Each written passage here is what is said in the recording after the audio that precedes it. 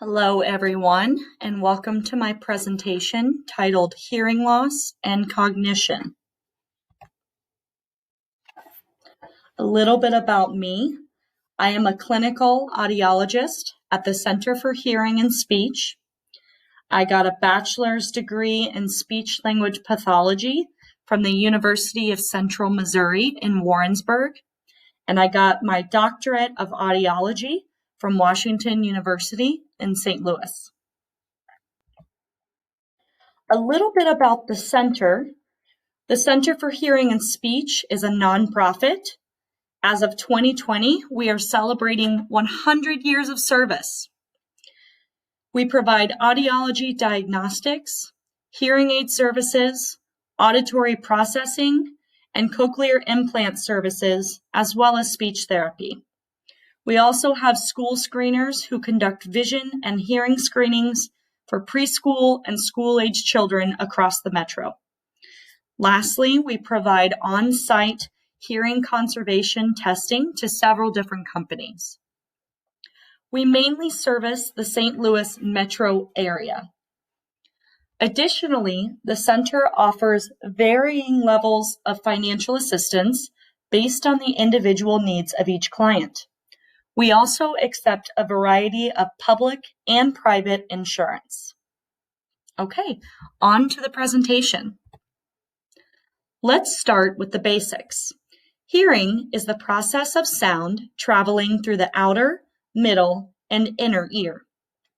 Although sound enters through the ear, it is actually interpreted by the brain.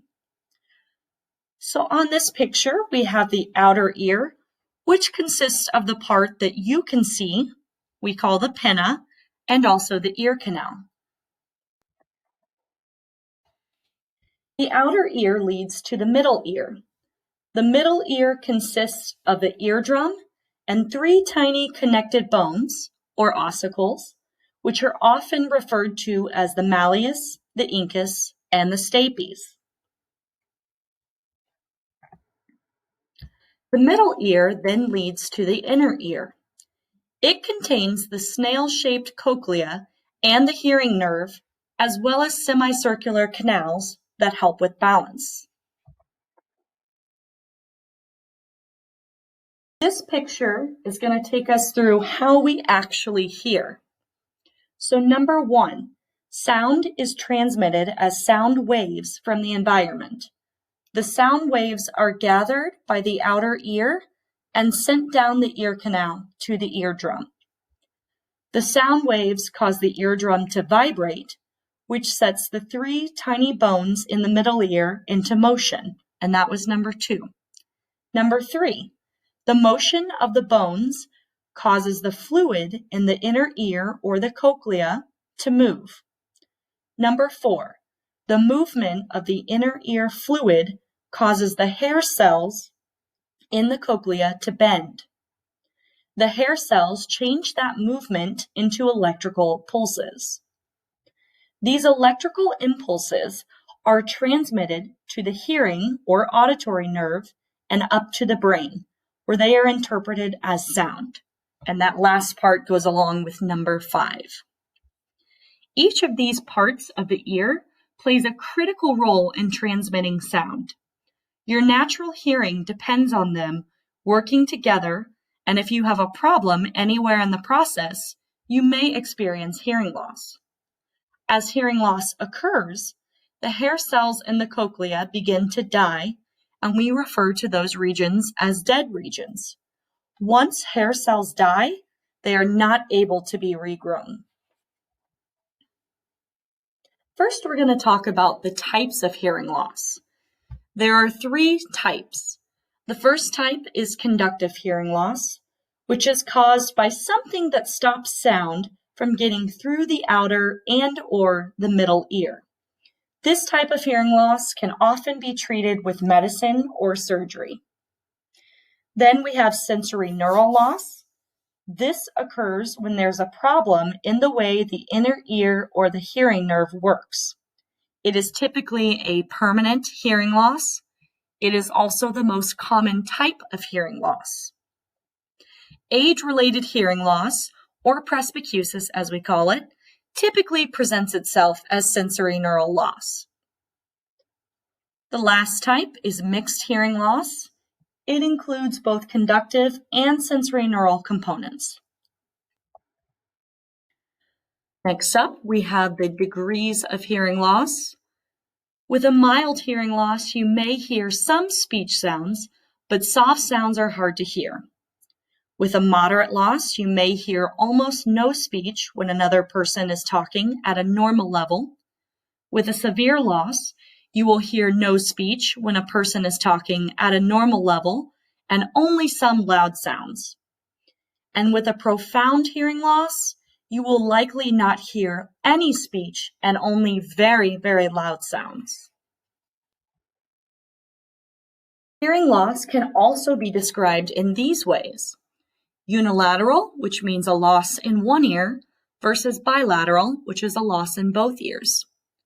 Prelingual means the loss occurred before a child learned to talk, and postlingual means after a child learned to talk. Symmetrical loss is the same in both ears versus asymmetrical. Progressive loss gets worse over time.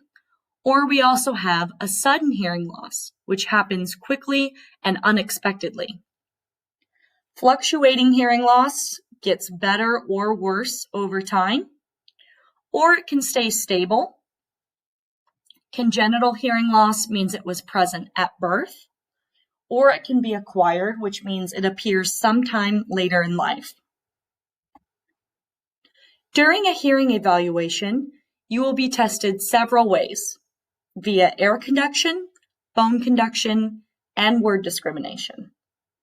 During air conduction testing, you listen to tones of different frequencies under earphones, and we find the very lowest possible volume of detection at each frequency tone. Air conduction tests the entire hearing mechanism, the outer, middle, and the inner ear. Bone conduction is tested through a bone oscillator that is placed behind the ear on the mastoid bone. It transfers sound directly into the inner ear. So it's only testing the inner ear and it bypasses the outer and the middle ear. Word discrimination testing tests the ability to understand words at a comfortable loudness by repeating back a series of words. This is the only part of the evaluation that gives a percentage. The percentage represents the correct number of words repeated back. A little bit more about word discrimination. This test gives us extra clinical information, such as, does the patient's performance agree with his or her pure tone hearing loss? It can also help us identify unusual asymmetry that is not predicted by air or bone conduction thresholds. It can monitor your performance over time, and it can also assist us in making amplification decisions. For example, if a person has a relatively symmetrical hearing loss with air conduction and bone conduction, but asymmetric word performance, this could influence which ear we would fit for a patient who can only purchase one or only wants to purchase one hearing aid. Results from a hearing test are displayed on an audiogram, which is what you're looking at here.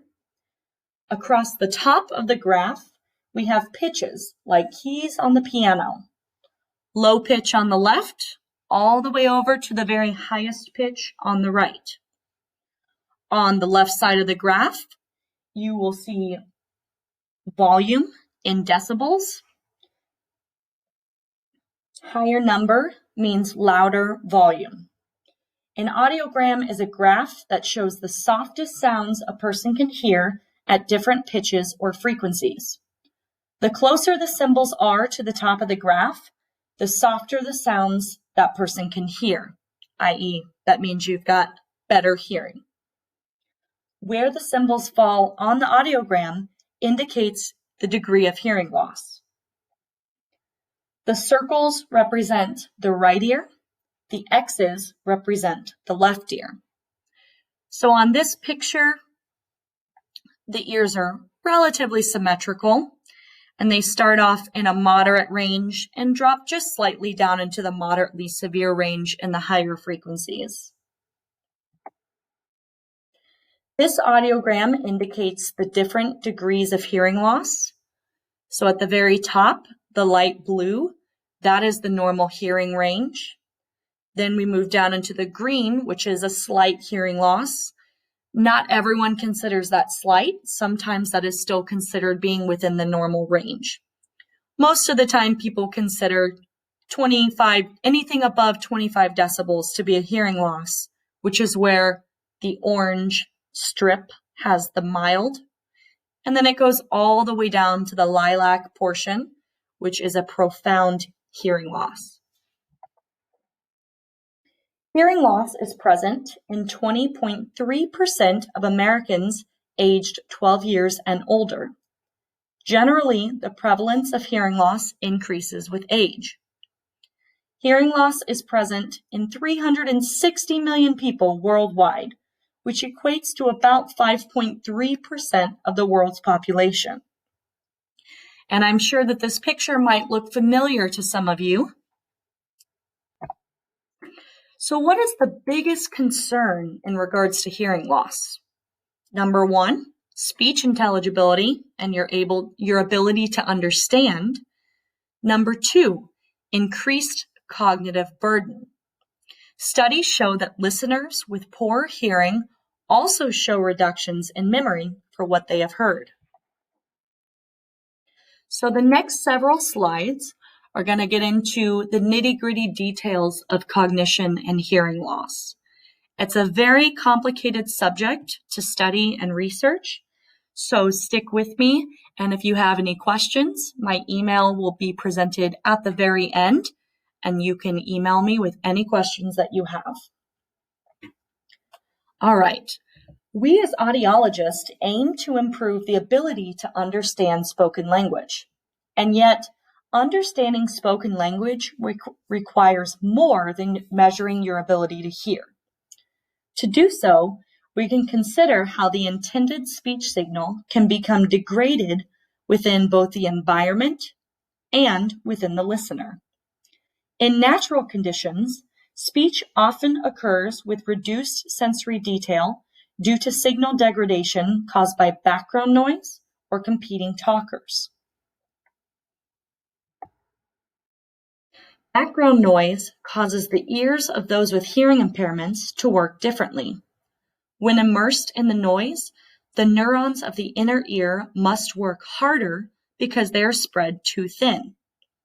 It's comparable to turning on a dozen television screens and asking someone to focus on one program. The results can be fuzzy because the neurons get distracted by the other information. There is essentially no change, even for those with hearing loss, in terms of how the neurons are processing tones in quiet surroundings. But once noise is added, a diminished coding of the temporal structure occurs. The auditory system in the inner ear filters sound into a number of channels that are tuned to different frequencies. In a normal system, the channels are sharp and focused, but they get broader and more scattered with hearing impairment. Next, we're going to discuss signal degradation in the environment, unclear stimuli. In previous studies of spoken language, researchers have experimented with acoustic clarity of speech and have discovered that brain activity levels vary based on how unclear the stimuli are. When listeners hear speech, they must match the rapid incoming acoustic stream to stored representations of words and phonemes to successfully extract the intended meaning. The process of correctly identifying sounds is made more difficult when speech is acoustically degraded. Less information is available to the listener, which reduces the quality of speech cues and thus increases the chance for error. The acoustic challenge associated with any stimulus depends on the abilities of a particular listener, the clarity of the external signal or the speech, and the acoustic environment. The overall acoustic challenge experienced by a given listener is a combination of individual hearing ability and external acoustic characteristics, such as the speech quality of the talker and background noise. Acoustic challenge increases cognitive demand, which is a key contributor to listening effort, and this is moderated by the person's motivation. When speech is not easily matched to a listener's expectation, additional neural processing is required. Increases in listening effort can be observed through functional brain imaging.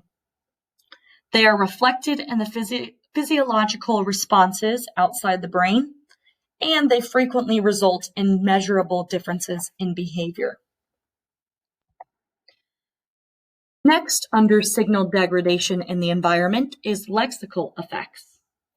In the context of lexical competition, words with a large number of competing targets, such as cat, cap, cab, or words that are less dense, which means they're rarely used in speech, are more difficult to accurately perceive.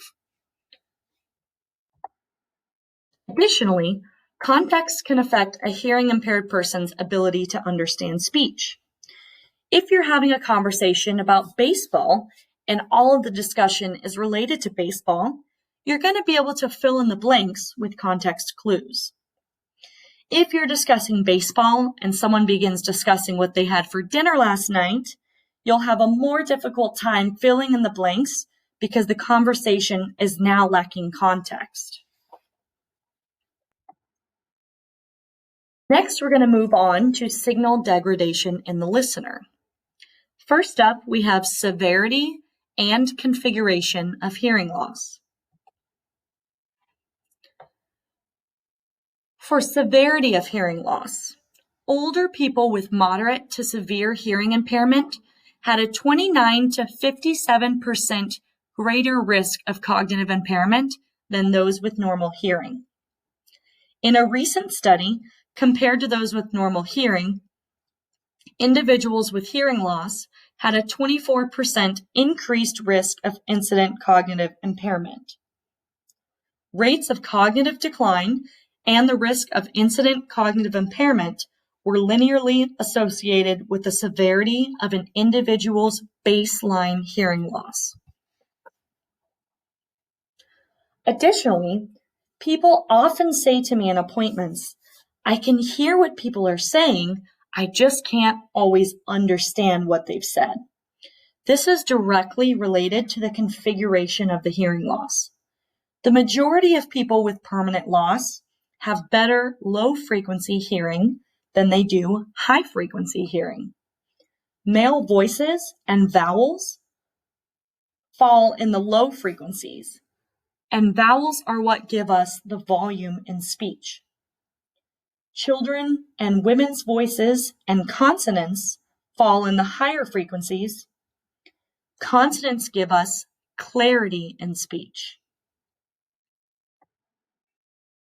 Okay, and lastly, under signal degradation in the listener, we're going to discuss age.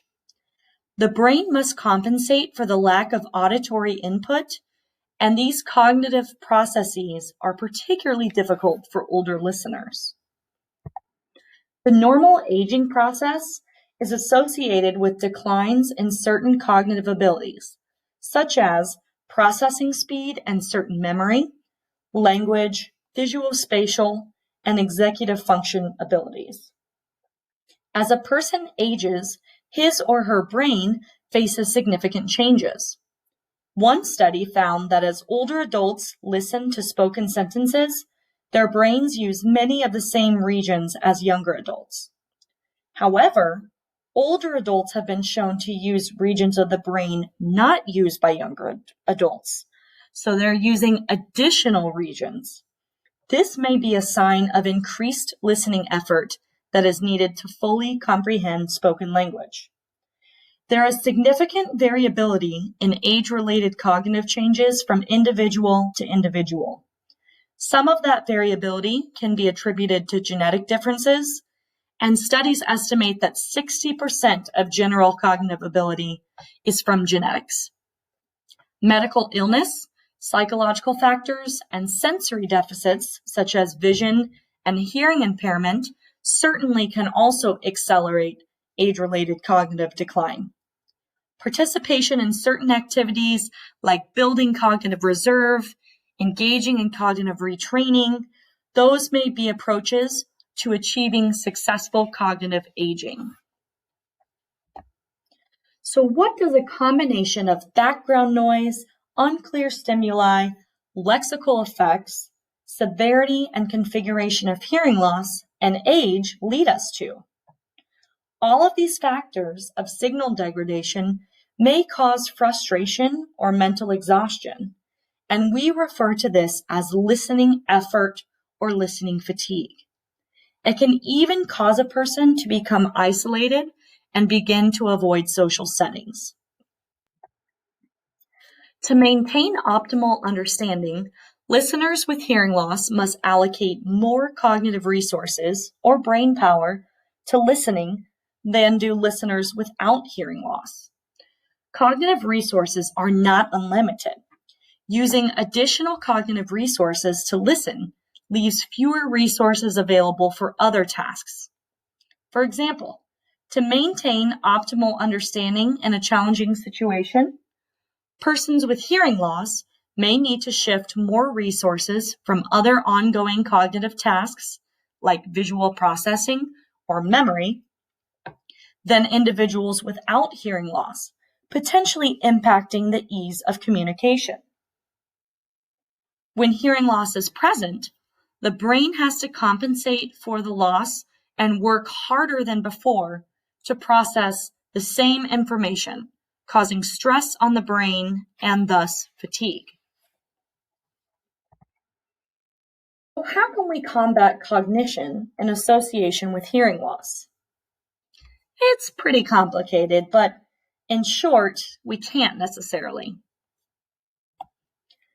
There is no definitive proof that hearing loss causes dementia or cognitive decline, or even that it speeds up the rate of either. There are, however, many studies that show some sort of link between untreated hearing loss and cognitive decline. Thus, correlation does not equal causation. That's very important. A little aside about this, correlation is a statistical technique which tells us how strongly a pair of variables are linearly related and how they change together. It does not tell us why or how behind the relationship, but it just says that the relationship exists. Causation takes a step further than correlation. It says that any change in the value of one variable will cause a change in the value of another variable, which means that one variable makes the other happen, i.e., cause and effect. For example, a study was done that showed that ice cream sales are correlated with homicides in New York. As the sales of ice cream rise and fall, so do the number of homicides. So does the consumption of ice cream cause the death of people?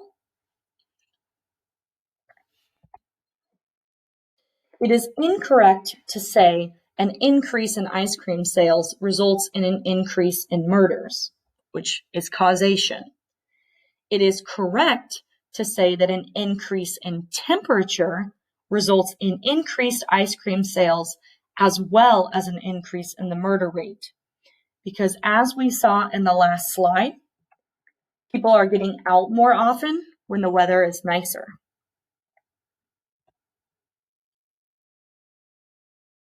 Now we're moving on to a little bit of research. A long-term study of 2,040 older adults found that cognitive decline was significantly reduced in subjects who used hearing aids. Subjects were age 50 and older, had no dementia at baseline, and began using hearing aids during the 18-year period.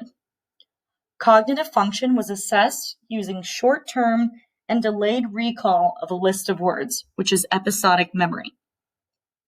Before using hearing aids, participants could remember 0.1 fewer words on the memory test per year on average.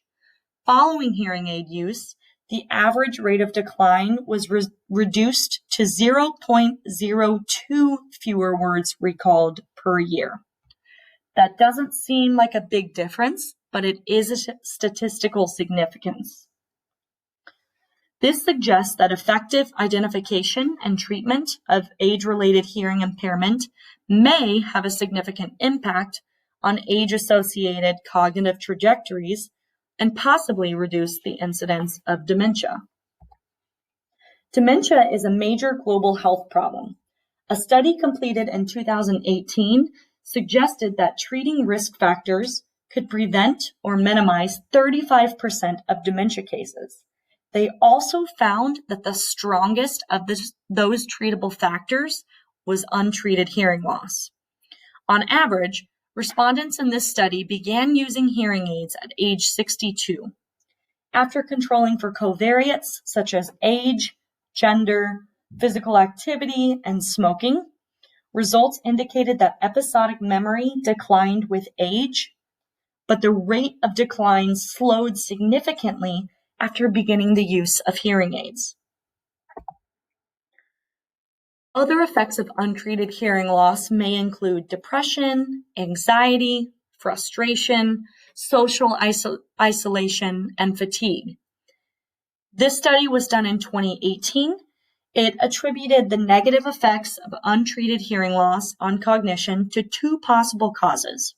Number one, both hearing loss and dementia are caused by age-related decline in the central nervous system. Or, number two, the decline is due to auditory deprivation and the resulting reduced social engagement and increased depression and anxiety. They argue that their findings support the latter explanation and suggest increased access to quality hearing health care might delay the onset of cognitive impairment and help reduce the impending dementia epidemic. A little more research. Understanding the effects of hearing loss on cognition and language perception is important for advocating for healthy hearing. Kuritzer and colleagues in 2018 found that sentence memory was poorer when sentences were degraded with noise. Degradation can occur even when speech is intelligible and semantic contextual clues are provided when a hearing loss is present. Peel and Wingfield in 2016 found that even mild levels of hearing loss can lead to structural cortical changes, and that hearing loss has cascading influences from the auditory periphery through higher-level executive systems governing human behavior. These findings suggest the necessity for early amplification so that a person may access as many sounds as possible. The cognitive effects of hearing loss may be countered with the use of hearing aids, making it easier for a person to hear and understand what is being said. Therefore, a person's cognitive resources will be used more appropriately, expending less listening effort, thereby decreasing the rate of cognitive decline.